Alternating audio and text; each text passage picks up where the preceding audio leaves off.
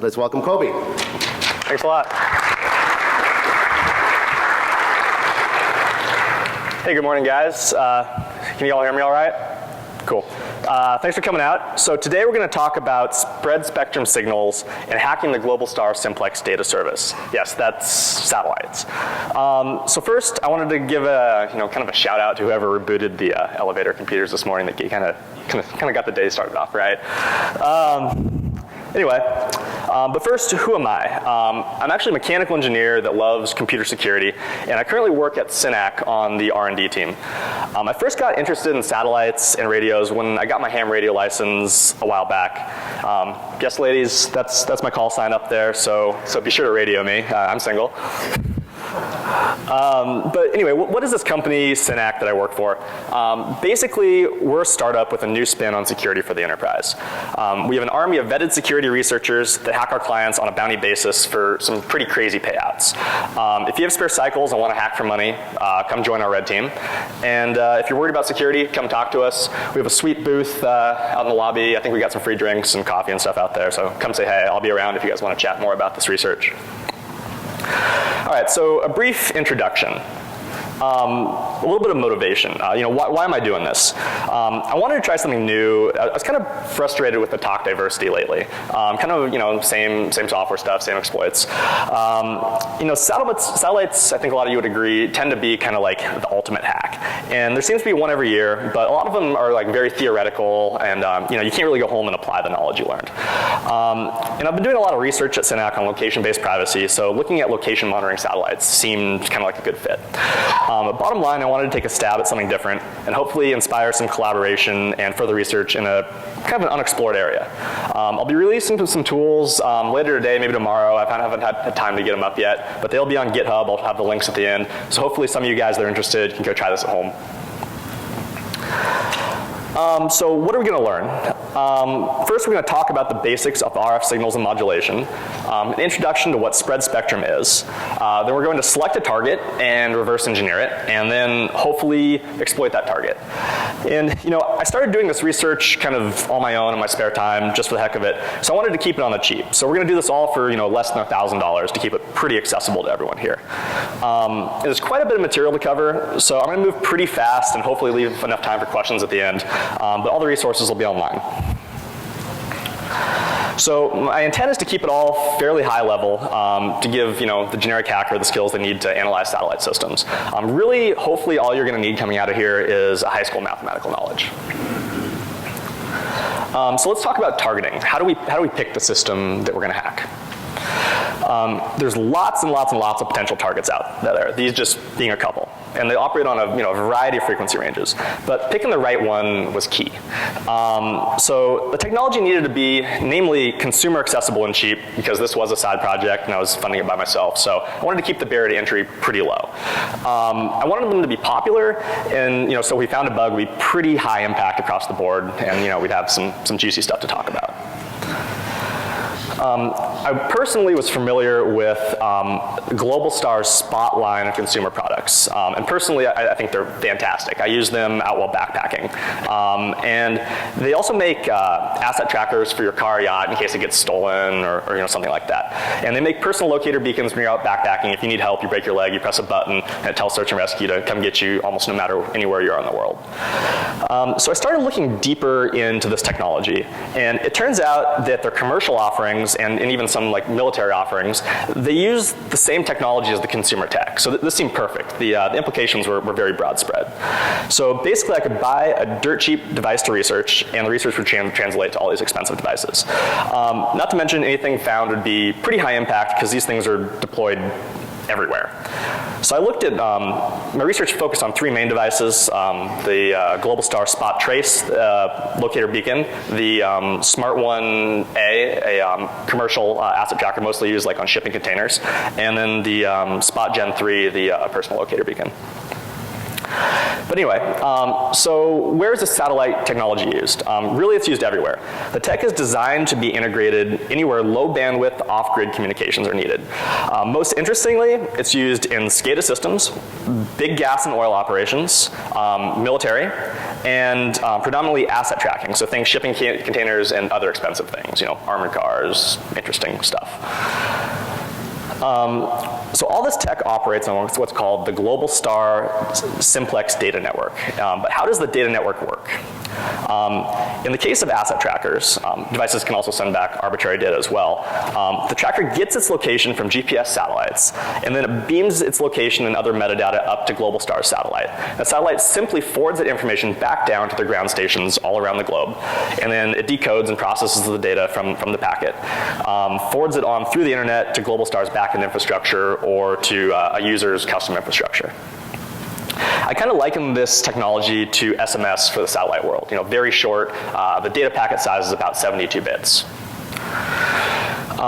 So the Globalstar system is a series of low Earth orbit bent pipe satellites.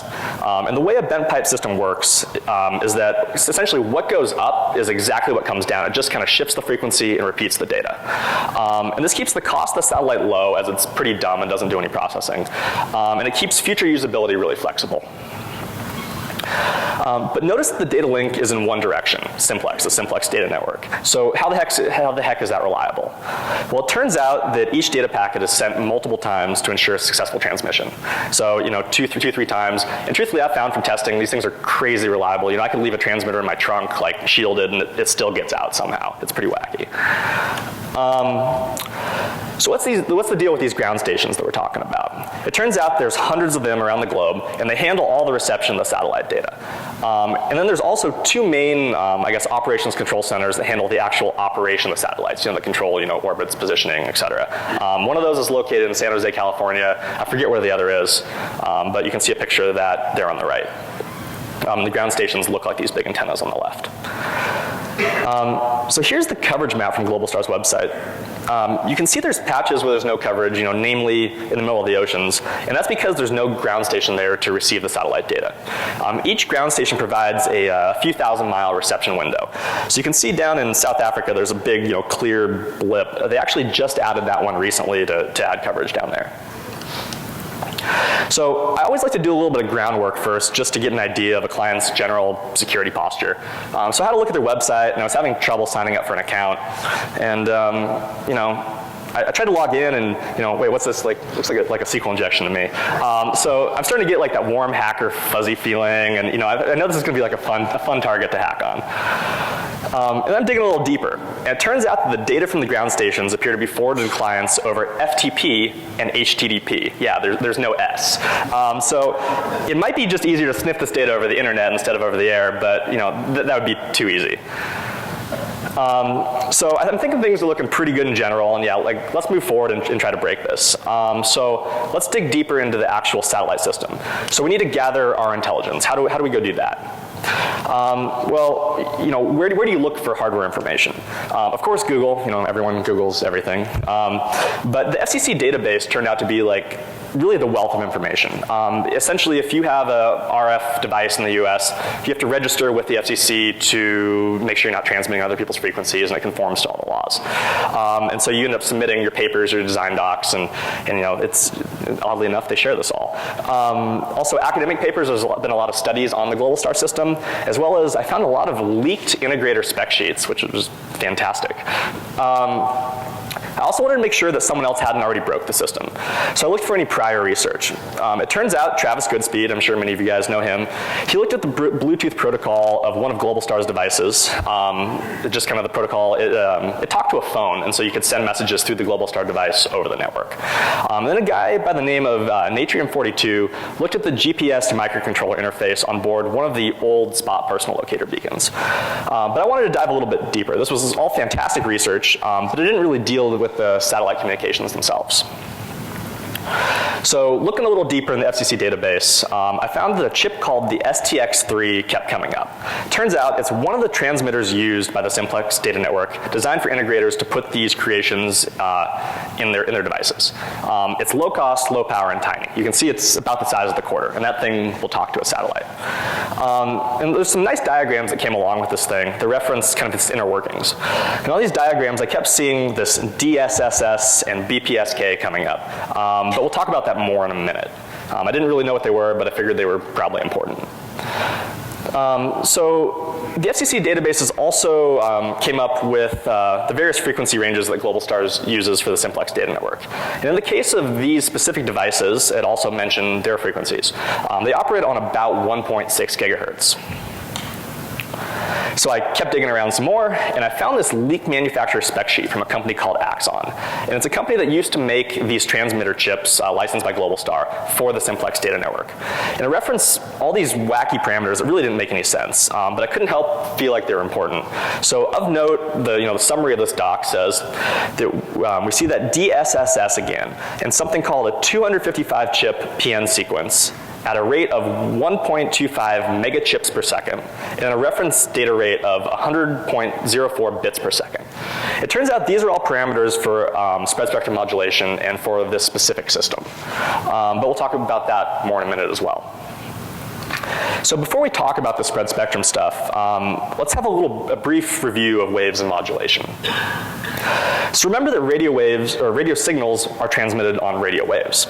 And data is encoded on waves by modulating various parameters of that wave. And remember that waves have three main characteristics that we can modify. One being wavelength, essentially the frequency, how many cycles of the wave per second. And then the phase, the position of the wave relative to a fixed point. And the amplitude of the wave, essentially how high it is. And then, when we look at waves, we have a couple of different ways to look at them. You're probably most familiar with the time domain representation, where time is on the x-axis and amplitude is on the y-axis. But often working with signals, we look at what's called the frequency domain representation, where frequency is on the x-axis and amplitude is still on the y-axis. So this frequency domain representation essentially shows us what frequency components make up a signal. If you looked at a frequency domain representation of a pure 100 kilohertz sine wave, it would show up as just a sharp spike at the 100 kilohertz mark on the frequency domain graph. And sometimes we call this an FFT plot. But oftentimes signals contain many different frequency components, and so the graph will take on kind of a really unique shape. So different types of signals have kind of a visual representation. So now that we kind of know how to look at them, let's start and see how analog modulation is done. We're going to look at both AM and FM, both of which you guys probably listen to in the car, AM/FM radio. So to send an AM signal, essentially you have a carrier wave at the desired frequency you want to transmit on. And then you vary the amplitude of this wave according to your data, which we call the modulating signal. The resulting signal is what gets sent over the air, and you can see the resulting signal down there on the bottom. Notice how we varied one parameter, amplitude, to send the data over the air. Instead of modulating the carrier analogically, we could have also simply varied it between two discrete amplitudes to encode digital data on this wave as well. The method of encoding digital data over AM is often called OOK or ASK for on-off keying or amplitude shift keying. And we can do the same thing to frequency modulate data, except we vary the carrier's frequency according to the modulating signal instead of the amplitude. Again, we could have shifted it between two or more distinct frequencies to digitally encode these data symbols. And this method for sending digital data over FM is called FSK, frequency shift keying. And so, as we talked about, digital AM is called ASK or OOK, and digital FM is called FSK. But what if we wanted to vary the third parameter, the phase, in a manner that's, we can do this in a manner that's called phase shift keying.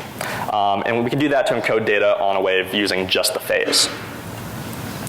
So for this talk, we're going to focus on specifically BPSK. Remember, we saw that earlier in the spec doc. It stands for binary phase shift keying. Essentially, it's alternating a wave in and out of phase 180 degrees in order to encode binary data. And this 180-degree phase shift is simply achieved by flipping the wave upside down or just multiplying it by -1. So here, each cycle of the wave corresponds to one symbol, a bit in this case. Okay, so we have the necessary knowledge on how signals are modulated, so let's go one step deeper and talk about how we turn these into spread spectrum signals. Basically, spread spectrum is a way to take a narrow band signal, one that doesn't take up too much bandwidth, and spreads it out over a much wider frequency range. And this gives it the ability to be, really jam resistant, and introduces a property called processing gain. Essentially, the more you spread a signal, the more gain you get at the receiving end. Essentially, you can transmit further. This processing gain actually allows for a spread spectrum signal to be received even if it's below the noise floor. So spreading a signal also allows for what's called CDMA properties. This stands for code division multiple access. You may have heard about this, with your cell phones and such. What that means is that multiple devices can transmit on the same frequency at the same time. Think cell phones. This is achieved through each device having a unique spreading code. Remember earlier we saw that reference to a PN code? That's kind of the same thing. So there's two main types of spread spectrum, DSSS and FHSS. DSSS stands for direct sequence spread spectrum, and FHSS stands for frequency hopping spread spectrum. And the difference is that DSSS operates around one single frequency, whereas FHSS hops between multiple frequencies. So on the left you can see the DSSS form at one peak, and on the right the FHSS at 4 peaks. It's hopping between 4 frequencies. So for the sake of this talk, we're going to talk only about DSSS. And remember, we saw that reference in that spec sheet earlier. So to create a DSS signal, in this case, a relatively slow BPSK signal, remember 100.4 data bits per second from the spec sheet, we mix it with a very, very, very fast pseudo-random signal, that PN sequence. And the resulting signal contains all the original information, but is spread out over a much, much, much larger bandwidth. And so here you can see the data BPSK signal on the left, and then on the right we spread it out to 1.25 megahertz. That's 12,500 times wider. And notice the shape of the waveforms are very similar, in fact, and that'll be important later. So here's an example. Our data signal is really just 0 and 1, shown there in the blue, modulated very slowly. Our pseudo-random sequence is a binary sequence that changes much, much, much faster, essentially a high-frequency signal, shown there in the green. If we mix those two together, we get a resulting signal with high-frequency components. They're the resultant there in the red. Now, if we wanted to recover the data from that resultant signal, we simply mix the output signal with the pseudo-random signal one more time, and the original data falls out. So you can see we mix that resultant in blue with the pseudo-random in green, and the data signal comes back out there in the red. So this is kind of how you spread and despread a spread spectrum signal. Now a little bit more about these PN sequences. What they are, they're periodic binary codes that have strong autocorrelation properties, meaning that they are a binary sequence that repeats over and over and over and over again. And just as an interesting piece of information for those that might want to dive into the nitty-gritty, they're generated commonly using linear feedback shift registers. So for this research, we're looking at a specific type of PN sequence called an M sequence. And again, we saw that in the original spec doc. And what's interesting about them is that about M sequences is that they correlate strongly with themselves at a phase shift of 0, but very poorly with themselves at any other phase shift. So let's take a look. Here we're comparing a very short M sequence to itself, the M sequence being 0, 0, 0, 1. It has a perfect correlation of 4, shown there on the left. But if we shift down there on the bottom, we shift the M sequence 1 to the left, we can see that the correlation goes to 0, and then we shift it again, it's still at 0, and one more time it's at 0. If we finally shifted it one more time around, we'd be back at the original phase shift, and it would have a very strong correlation of 4. And this is nice because it makes searching for a PN sequence in a signal really, really easy. So let's talk about decoding theory. This is all simple in theory, but it's actually more difficult in practice. So in theory, you simply mix the signal being received with the appropriate PN sequence, and the data signal will emerge. But in a perfect world, our transmitter and receiver are going to be tuned to different frequencies. So they'll never be on the exact same frequency. So we need to accommodate for this frequency differential at some point. Also remember that if the PN is not properly aligned with the data, this won't work. We'll get a garbage signal out. So we need a way to phase align the PN sequences. So keep thinking on how we might do that. And I'll give you a hint. We use the autocorrelation properties of the PN sequence, but we'll talk about that more in a bit as well. So we have the theory down, but we need to put it into practice. So time to build some hardware so we can do this. So to do this, I use a software-defined radio along with Python and GNU radio to write my code. I use the USRP B200. It's about $600. It's a fantastic board. It's from Edis Research. I strongly suggest it. I also needed an appropriate antenna that I ended up actually just getting off eBay. It's a Globalstar antenna, oddly enough. And for those who wish to try this at home, note that these Globalstar antennas are left-hand circular polarized. So you can't just use any specific antenna at 1.6 gigahertz. It has to have the right polarization. But that's a little bit out of the scope of this talk.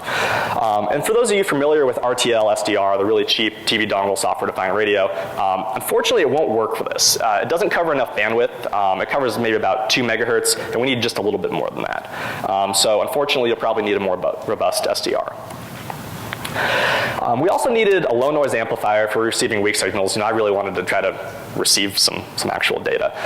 And the supporting cabling and voltage regulators to supply it. So I got this specific LNA from a company called Mini Circuits. I really like these Dimension Engineering any volt regulators. Well, basically, it's a DC step up or step down regulator for pretty much any voltage.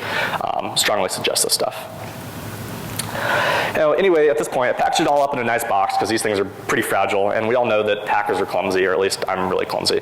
I didn't want to break it and piss someone off. So I mounted the antenna on the outside of the box so we can aim it kind of wherever we need to, but it'll still be kind of all together. I brought it with me. You guys are welcome to come up after the talk and take a look, play with it, poke it, whatever. So just know that this is what we're going to use to do our research. But, so how does this hardware work? It's kind of, a mystery black box. It listens for radio waves, which are, technically analog. They're out there in the real world. And it converts them to digital data so a computer can process them. And it does this by taking samples of the wave at discrete points in time. Now, this guy named Nyquist back in the day came up with the realization that while sampling, you need to sample it at least twice as fast as the signal's fastest frequency in order to reproduce the signal accurately. So a real world example that might help you get your head around this is that the human ear can't hear frequencies higher than 20 kilohertz. Now, if you remember, CD audio is sampled at 44.1 kilohertz. That's just over twice the human hearing range. So that's this in practice. So you should also know that these software-defined radios, they use what's called IQ sampling and modulation to receive and send signals. Now, this topic is a little too much to get into now. This could be a whole conference talk of its own. But know that for each data sample taken, 2 values are recorded: an I value, the in-phase value, and the Q value, the quadrature value. And using IQ modulation has strong benefits for doing signal processing in software. So if you're interested, I suggest you check out this YouTube video for a good explanation. It's really fantastic. But bottom line, you don't need to understand it for the rest of this talk unless you're going to try the satellite stuff at home. Happy to talk with you guys more about this later. So the first step to decoding a satellite transmission is we need to figure out this PN sequence. That's really the key to intercepting this data. So let's put our hardware to work. So remember that we're looking for a signal, the PN sequence, that's 255 bits in length. It repeats over and over and over and over again.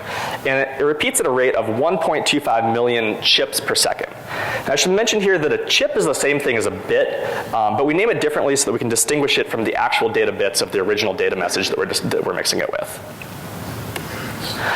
Now, interestingly enough, we can treat DSSS BPSK, a spread BPSK signal, the same we treat regular BPSK. So check out this graph on the left. We can see that the BPSK signal on the top shifts the wave at its transition, but once every several wave cycles. The DSSS BPSK signal shifts the wave much, much, much faster. In reality, it's even faster than this, but in the same way as the BPSK signal. So it essentially means they're the same thing. So this means we can use an ordinary BPSK demodulator to receive spread data. Now, the downside of receiving data this way is that we don't receive any of the processing gain that we talked about earlier. So this technique really only works well over short distances, but it's perfectly legitimate. I was seeing it maybe over like 100 feet or so in the lab, and that was with my code. So to accurately receive this data, we need to set our hardware to sample correctly. And we have to meet a few different criteria, three specific criteria. First, the USRP, the software-defined radio, can only sample at multitudes of 32 megahertz. We also need to sample twice as fast as the highest frequency component of the PN sequence, which is 1.25 megahertz. And this is due to the Nyquist sampling theorem we talked about. We also need to sample at a rate that provides an even number of samples per symbol. In this case, an even number of samples per chip. So we achieve all this by sampling at a rate of 4 megahertz, and then resampling the signal, essentially just interpolating extra data points into it to get a resulting upsampled signal of 5 megahertz. And what's special about this 5 megahertz signal is that it has a sampling rate that corresponds to 4 samples per symbol. But now, how do we use this to get the actual PN sequence? Well, we know from doing some calculations that the PN sequence repeats 49 times for each bit of data. And since the PN sequence doesn't cross any bit boundaries, it repeats 49 times within a bit, if we XOR the PN with a fixed bit of data, that initial bit, the resultant should be the PN code itself. So let's use GNU Radio to decode the data signal as just regular BPSK in the appropriate settings and output the data to disk. So here you can see a chopped GNU Radio flow graph that I use to do this. You see the PSK demodulator there on the right, the big block. It includes the setting of 4 samples per symbol that we talked about. The PSK demodulator then outputs the decoded symbols to a binary file that we can examine later with a hex editor. So looking at the data in that hex editor, we clearly see that there's a repeating sequence of data, 255 bits long. And sure enough, that's the PN code. And it turns out that's actually the keys to the kingdom. This code is used by all Simplex data service network devices to encode their data. So now that we have the code, and by the way, that code will be online later if you guys want to use it, let's despread some of the data. Now you may recall that we need to mix the PN code with the incoming data signal to retrieve the information. And if all goes well, we should expect our output signal to contain a very strong narrow band signal shown as a sharp spike. That's going to be our original data signal kind of popping out. So above is what a normal Simplex data network signal looks like, the DSSS packet. And the graphic below depicts an illustration of similar to what we should see, that one sharp spike emerging and the rest kind of being suppressed. So now before we begin, it's important to know that working with these signals is actually super computationally intensive. Receiving a signal at 4 megahertz with a software-defined radio works out to an incoming data rate of 30.5 megabytes per second. So for the purposes of this work, we're doing all the data recording now, and then we're going to post-process the data that we record. Eventually it'll be possible to use more robust custom hardware, think FPGAs or CUDA, to do this work in real time, but that really sounds kind of like a pain in the butt right now until we prove this out. So a big thanks to my interns, I think a couple of them are sitting right up here, for optimizing the hell out of my code. Previously it took about a minute to process a data packet. I think they have it down to about 40 seconds right now. Hopefully we can get it down a little bit more. So how do we despread the data? First we need to lock onto the mixed PN sequence in the signal.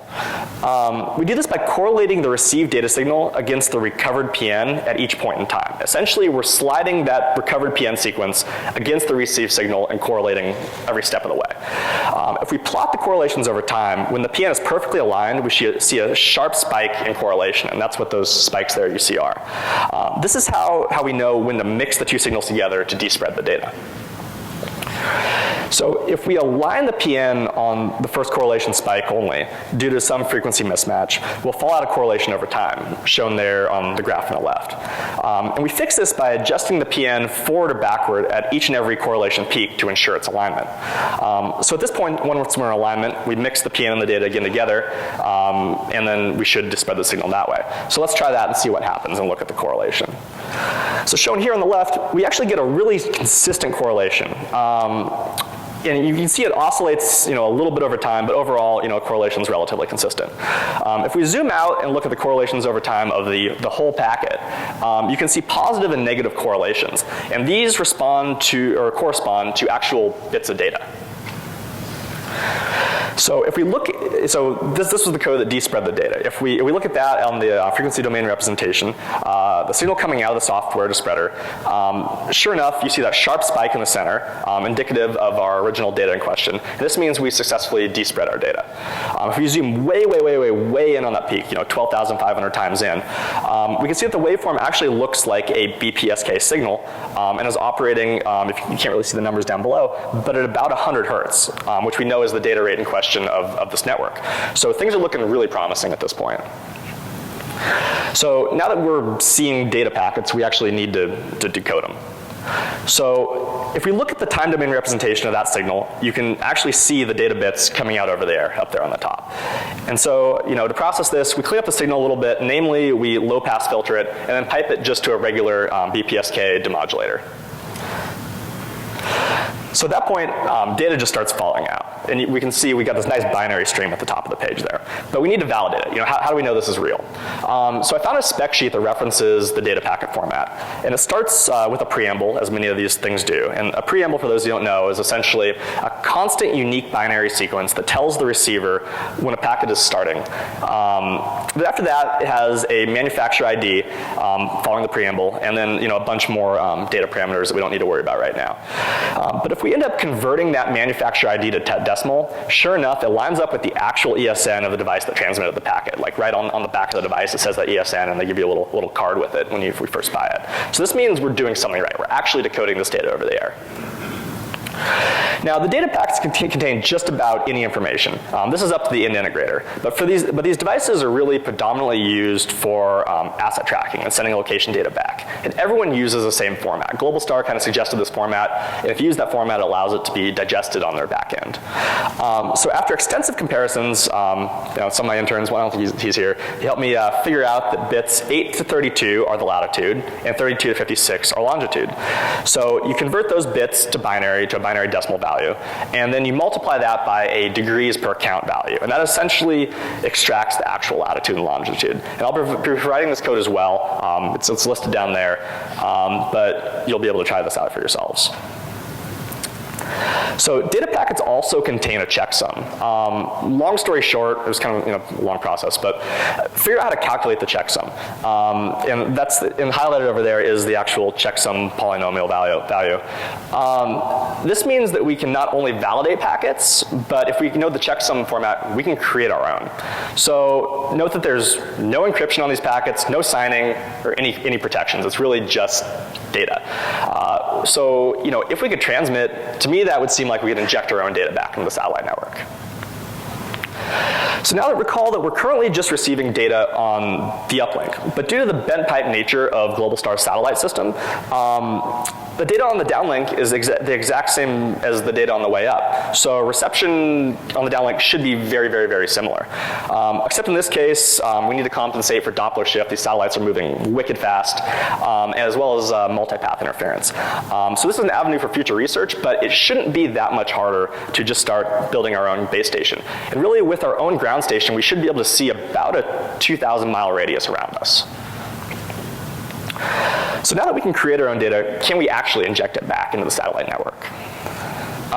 So little disclaimer here, I know you guys are a bunch of hooligans and I don't want to be blamed for this, but seriously, don't transmit on Globalstar's frequencies. It's probably illegal where you live. If anyone actually knows the legality of transmitting from international waters, I wouldn't mind knowing. But you could interfere with critical communications. These things are used for emergency response. Fortunately, the Simplex frequencies aren't used for actual satellite control, so it's not like you're going to make the satellite fly sideways or anything. Yeah. But if you wanted to transmit, theoretically, this is actually the easiest part. You simply mix the data, PN, and carry together at the appropriate rates and send it out over the air. Now, I'm not going to release my transmission code for fear of something bad happening, but if you're reasonably technical, you should be able to use the information here to do it yourself. I'm happy to chat about it. But really, all you need is 0.2 watts of power. And you can easily get an appropriate amplifier on the internet. Excuse me. I ended up writing some GNU radio code to spoof data and do all this. But what if there was an easier way? So Globalstar provides an OSX firmware update utility for their spot trace devices. And inside this application package, there's a tool, spot3 firmware tool.jar. And it contains all sorts of interesting functionality that's never called by the consumer app. So we look at it, and there's this UI folder and a debug console.class. And it calls this function called write ESN, electronic serial number, in spot device.class. So what if we wrote a Java app to call that debug console, mystery debug console? Well, sure enough, it pops this nice debug console. Hidden functionality for everyone to play with. So this debug console lets us update an ESN. Essentially, we can change the serial number of any spot device out there, i.e. clone an arbitrary device and maybe possibly a target's device or what have you. So to prove this, I cloned one of my spot trackers with the other's ESN and told it to transmit out to the world. Sure enough, I got a tracking email email back that confirmed that I cloned that device. I then cloned my dad's and made him think he was somewhere else, and started to have a little bit of fun with this. But anyway, so those devices are currently on sale for $49. Go out, give it a try, low barrier to entry. So besides the obvious of utilizing the network to transmit your own custom data or expanding capabilities of your service, such as maybe transmitting data packets faster than your paid for rate, what can an attacker do with this transmission capability? Well, first, these devices are used in emergency response around the globe. What if an attacker spoofed thousands of false emergencies and jammed up the Central Emergency Response Center in Colorado, preventing aid from getting to an actual emergency? Or what if you monitored for help requests and then just canceled them? So I was talking to a really well-known reporter yesterday, and she used to work out as a correspondent in the Middle East, and her life was currently in danger, or constantly in danger. And she said that a lot of the journalists out there use these spot devices, the consumer grade, they're kind of low profile, to track their whereabouts in case they get kidnapped. So they're relying on these devices to protect their lives. Now think about this. What if a foreign adversary was sniffing this tracking data? These people had no idea this data was not encrypted, and I have a feeling they'll stop using them now. It turns out these chips are also used in access control systems for reporting, door opening, closing, et cetera, by law enforcement and for animal tracking. So I personally think it'd be hilarious to say that a wild grizzly, relocated itself to a suburban California neighborhood and just see what people do, especially one that they can't find. So no ideas here. I also forgot to mention that they're heavily used in SCADA systems across the board. And I'm going to refrain from naming specifics because you guys are, a bunch of hooligans. Maybe that's more the DEF CON crowd. But they're commonly used for water quality monitoring and pipeline pressure monitoring, and really actually predominantly in big oil and gas operations. So what if you're a rival oil company and you wanted to figure out where your competition was drilling? Well, why not just fire up your own base station and have a look for yourself? But wait, there's more. Lockheed Martin Flight Services, the FAA contractor that handles flight planning for the FAA, just allowed these devices to be used to track any VFR flight out there. So what if an attacker made an airplane appear to deviate from its intended flight plan into tightly controlled airspace? Could you screw with an airport? Maybe. So to demonstrate some of this, I built more of a full feature capability to really just see what I could do on the cheap. So the way it works is that I sit with the device in the uplink path of the transmitter and listen, on the top of a high building. I had this running in my casino room last night. I have to aim it towards the airport. But over time, I'm able to pick up countless transmissions from asset trackers and map their pattern to life. This makes it really easy to identify what a target is by where it goes. In this case, the scenario I'm going for is monitoring an armored car route. I did some research a while back on location-based privacy with mobile apps, and I tracked a bunch of users through their mobile app locations through a broken API. I was actually able to correlate real patterns of life. Where is their home location, where is their work location, and figure out who they were from that. So this stuff really does work. It's very important to know, where something's going and where it intends to be. Anyway, now this is where it gets fun. You kind of think opening scene from Fast and the Furious where they hijack the trucks. So now that I know where the armored car is, I know when to hijack it. So I hijack the car, disable their beacon, fire up my beacon, and begin spoofing their beacon's ID from my transmitter. And I also spoof the GPS coordinates to make it appear that the armored car is on its route. But in reality, I'm driving off somewhere else with all Fort Knox's gold and getting away with it. So you might ask, does this work? Short answer is yes, but we need a high vantage point. So clearly the only real solution was to go out and get my pilot's license so we could intercept data from the air. Some said it was a little excessive, but no. But anyway, so let's see how this works up close. I decided not to tempt the live demo gods today, so I've broken up the process, really just what you see on my computer, into a step-by-step video to show the despreading process, like one of these data packets you intercept from the air on top of a building, piece by piece. So I'm going to exit here and switch over to a video really quick and pray to the video demo gods that, let's see, demo. Does that go? Can you guys see that all right? All right, is that playing? So we're going to fire up a new radio here and wait for someone to transmit some data. And there you can see a data packet being transmitted, and we automatically record it to file. So then we'll split over here to the despreading code, and essentially we'll drop that file into the despreader and give it a go. And you're going to see it lock on to the PN sequence immediately and start correlating. Now it takes about a minute, so I'm going to kind of fade through half of it so you don't have to watch. And then you can see a fairly consistent correlation from the data packet across the board. That's what you want to see. You don't want to just see a bunch of random data. So we're going to go ahead and play that data so you can see. And you can see that sharp spike emerging. And then we're actually writing out the bits from that sharp spike to file. And I'm going to zoom out on the time domain representation there on the scope. And you're going to see actual data bits flying over the air. So those are satellite transmission data bits. So from there, all these data bits are being written out for a file for us to interpret. So we're going to go ahead and interpret those data bits over here. And it's going to output the binary sequence for what they actually are. And go ahead and put those into our packet validator. And sure enough, there you go. There's packet data right there. So you could drill in further if you wanted to and pull the location data out of that data field. But this is essentially the process of intercepting this data.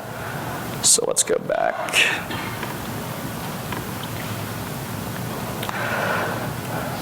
All right, so a few parting thoughts and conclusions here. I disclosed to Globalstar about 180 days ago, and they were actually really friendly in their response. It took a while to get back to me, but they seemed pretty concerned. I feel like they just don't deal with this kind of stuff a lot. I ended up providing them a lot more technical details, and I never heard back.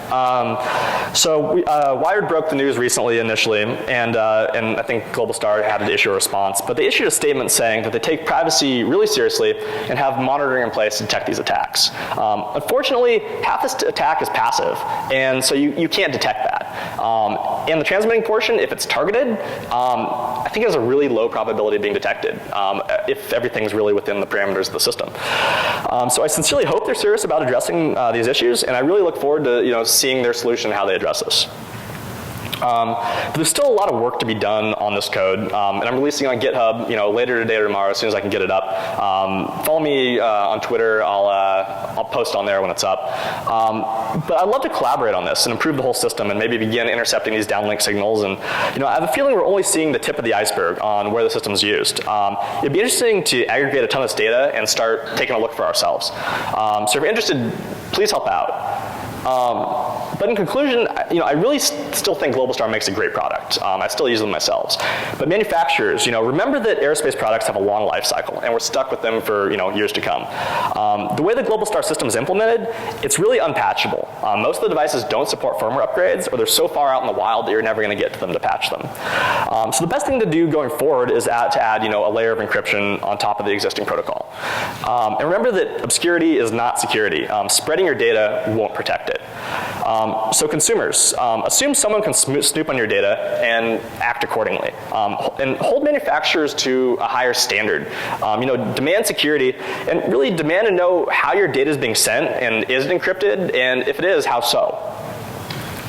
So I want to give a special thanks really quick to my interns up here in the front row.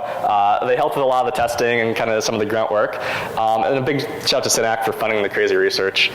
But the code will be live later, and I'll be sure to tweet when it's up. So anybody have any questions or comments, thoughts, concerns?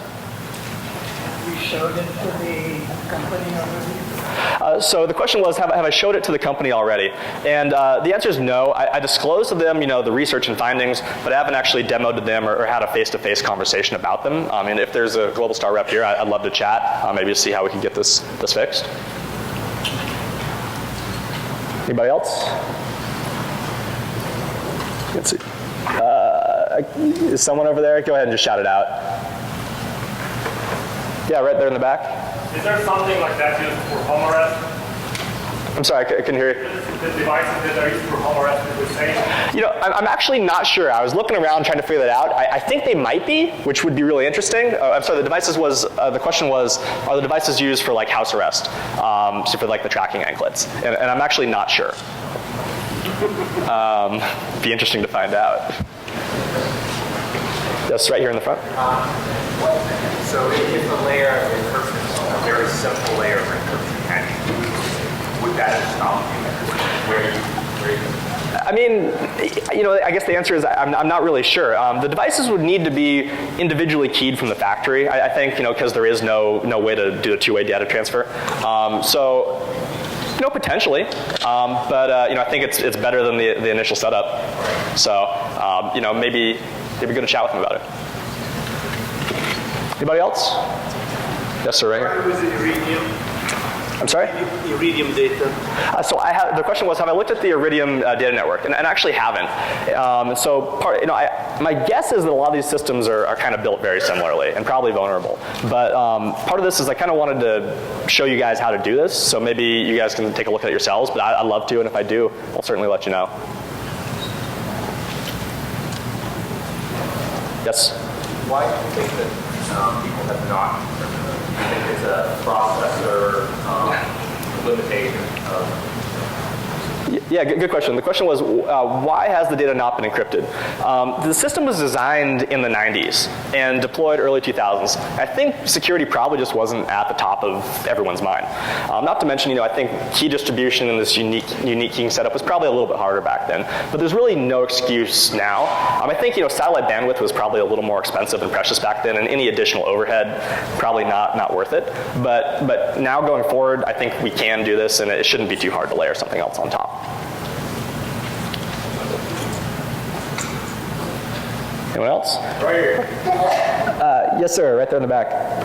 Did you have any data coming across for what satellites it was communicating with? You say any data for which satellite it's communicating with? So it's actually, there's no satellite specific, the question was, did I get any satellite specific data? There is no satellite specific data in the packets. It's actually all the different satellites just repeat whatever data they see and really don't interface with the device at all. All right, guys. Well, thanks a lot for coming out. Feel free to come up and chat.